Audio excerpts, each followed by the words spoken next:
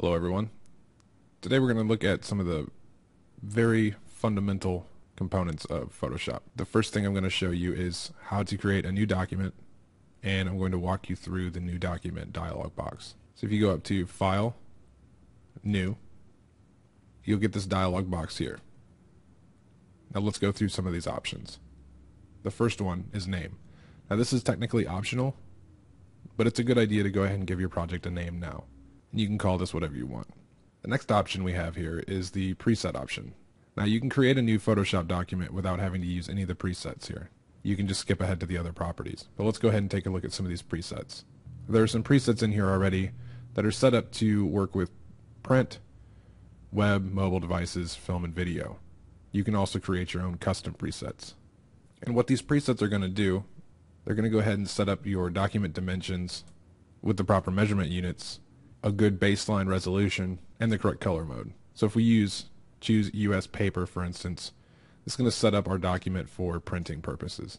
It sets our measurement unit to inches, our resolution to 300 pixels per inch. If we choose web, it sets our measurement unit to pixels and drops our resolution down to 72 pixels per inch. So let's go ahead and look at these other options here. When you have a preset selected, there are also some sizes associated with that preset. So you can choose one of those sizes here. You can change the width. In this case, we're using pixels, and our width is set to 800 pixels and our height 600 pixels. Our resolution is 72 pixels per inch, and this is good for the majority of screen graphics. And what I mean by screen graphics, I mean things that are displayed on a monitor, a TV, etc. And what resolution is how many pixels per inch. So how many small little square dots per inch. And on a TV or a monitor, 72 is perfect. However, if we're doing something for print, you might want to start at about 300 pixels. And the reason being, when printing, you want a finer quality of image. So you want to cram in more pixels per inch so you can get more quality per inch. Now this also depends on what your printer or the printer you're printing on can handle. If you're sending something out to be printed, check with the printing company and find out what resolution they want. And it's important to start your document with the correct resolution. Trying to upsize will generally lead to some issues. Now let's look at color mode. The two most common color modes here are RGB and CMYK. If doing something for the screen or a monitor, web, etc., use RGB.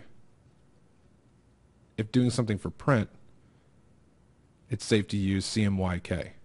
Now background contents, it's just a quick little option here to choose what the background layer of your document is going to be.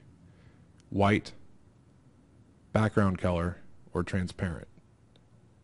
Now background color refers to whatever color you already have selected as your background color, which currently right now mine is red. Let's just go ahead and go with white. We can hide these advanced options if they're not already hidden. We can say OK. So now we have a blank document. The area here that is currently white, this is called our canvas. This is our image. Anything over here in the dark gray is not part of our image. Now let's take a look at how to open an image.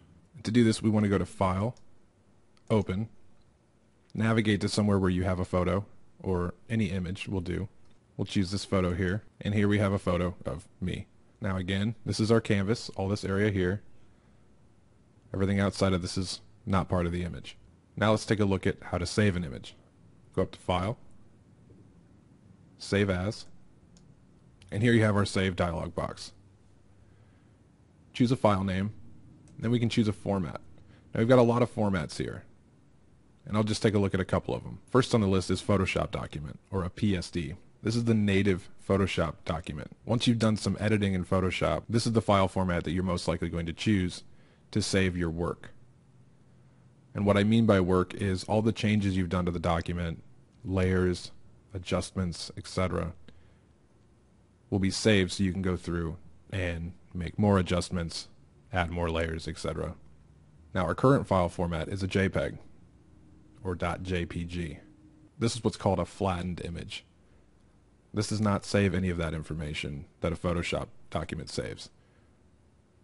So all your layers and everything like that will be flattened. Now many of the common formats like BMP, GIF, JPEG, PNG, these are all flattened images as well. Each one of these document types I mentioned have different properties you can assign to them. For instance, PNGs and GIFs or GIFs can have transparency. BMPs or bitmap images can too. JPEGs, however, cannot have transparency. JPEGs are most commonly used to save photos. So let's go ahead and just change the name of this.